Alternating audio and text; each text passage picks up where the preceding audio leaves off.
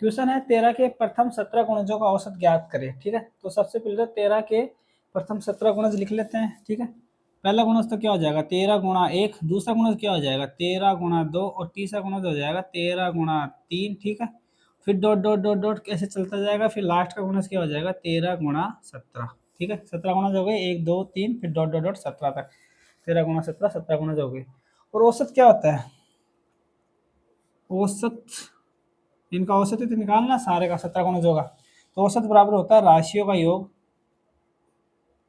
यानी कि इन सभी डेटाओं का योग, इन सभी गुणजों का योग करना पड़ेगा बटे राशियों की संख्या, राशियों की संख्या।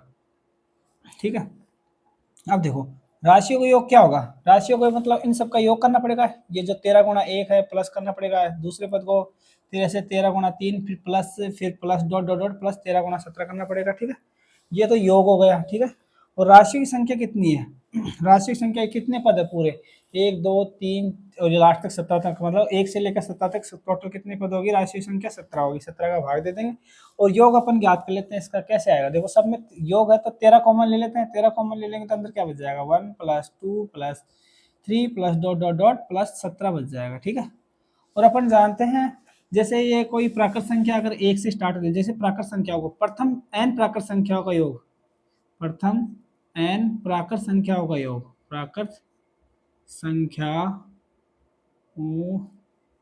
का योग क्या होता है योग, जैसे श्रेणी क्या बनती है 1 plus 2 plus dot dot dot plus n तक। ठीक है, तो इनका योग क्या होता है, इनका योग होता है n इंटू एन प्लस 1/2 होता है। ठीक है, और ये भी कितनी बन रही है, श्रेणी बन रही है 1 प्लस 2 प्लस 3 प्राकृत संख्या का योग है कहाँ तक 17, यहाँ n बराबर कितना है 17 है। तो इनका योग कर लेते हैं 13, ये अंदर क्या हो जाएगा 1 2 3 और n बराबर कितना आ गया यहाँ पे 17 आ गया। तो इस फॉर्मूले का यूज कर लेते हैं योग करने के लिए, यानी कि n बराबर 17 तो 17 गुणा 17 प्लस 1 यानी कि 18 हो जाएगा बटे में 2 आ जाएगा। ठीक है, ये आ गया अपने पास इसका योग। ठीक है, 13 गुणा 17 गुणा 18 बटे 2 आ गया, ये योग आ गया।